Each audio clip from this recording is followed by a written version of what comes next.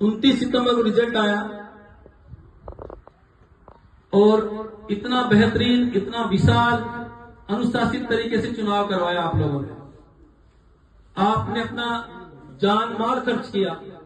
आपको पता है 1 साल मुसलसल पूरा लगा जनगणना करवाने में। उसके बाद में चुनाव की रूपरेखा तैयार हुई। आप ही लोगों ने इसी दरगाह में बैठ करके चुनाव कमेटी का गठन किया और जब तक चुनाव नहीं हुए, जब तक अंतिम वोट नहीं डला, जब तक उसका रिजल्ट नहीं आया, हर आदमी कहता कि चुनाव कमेटी ने बहुत ईमानदारी और अनुशासित तरीके से कार्य किया, निष्पक्ष तरीके से कार्य किया। लेकिन जैसे ही रिजल्ट आता है, अब फैसला जो है वो अल्लाह के हाथ में है। न मेरा फैसला, न चुनाव कमेटी का फैसला। वो फैसला था वो अल्लाह के हाथ में था। न कोई हारा, न कोई जीता। सिर्फ अल्लाह ने मुझे कौम की खिदमत करने के लिए चुन लिया। मैं खुशनसीब मानता हूं अपने आप को कि अल्लाह रब्बुल इज्जत ने मुझे इस कौम के दरिया बिछाने का मौका इनायत किया, मुझे कौम की खिदमत करने का मौका दिया। उसके लिए मैं आपका बहुत बहुत आभारी हूं। अब जब वो फैसला आया, उसके बाद सबसे पहले आरोप लगने लगे कि साहब चुनाव कमेटी ने धांधली की, कि साहब चुनाव में धांधली हो गई। खैर, ये होता है चुनाव में।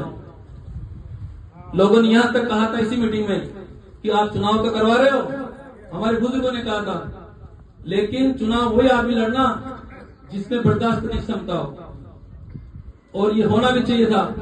लेकिन तुरंत उसके बाद मीटिंगें होने लगी। लगातार कम से कम 5 मीटिंगें हो गई चुनाव के बाद में।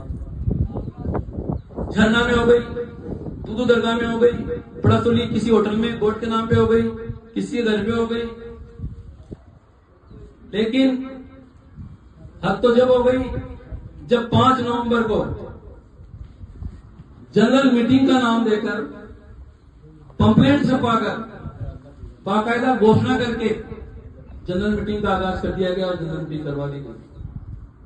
मैं आपसे पूछना चाहता हूं कि अगर कोई आदमी गवर्नमेंट से नाराज है, या कोई विधायक है, कोई कैबिनेट सदस्य है, अगर वो अपनी ही सरकार से नाराज है तो वो अपनी आवाज बुलंद करने के लिए विधानसभा या सदन में अपनी बात रखेगा, वहां बहस करेगा। ऐसा नहीं होता है कि वो सदन को या कैबिनेट को अपने घर बुला के मीटिंग कर दे। तो ये हमारे सोचने का मकाम है। उसके बाद मैं इसलिए एक सब कह रहा हूं कि मेरी कौम को जो यथास्थिति है या जो कुछ हुआ, बहुत से लोगों को पता नहीं, तो मेरा यह फर्ज बनता है कि मैं बताऊं। अगर नहीं बताएंगे तो आपको पता कैसे चलेगा?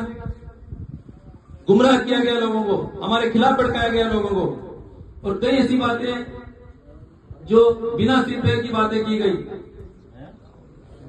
उस 5 नवंबर की मीटिंग के बाद में मेरी कौम के बुजुर्ग लोगों का एक प्रतिनिधि मंडल, जिसमें 21 नाम थे, वो हमारे पास आए, अपना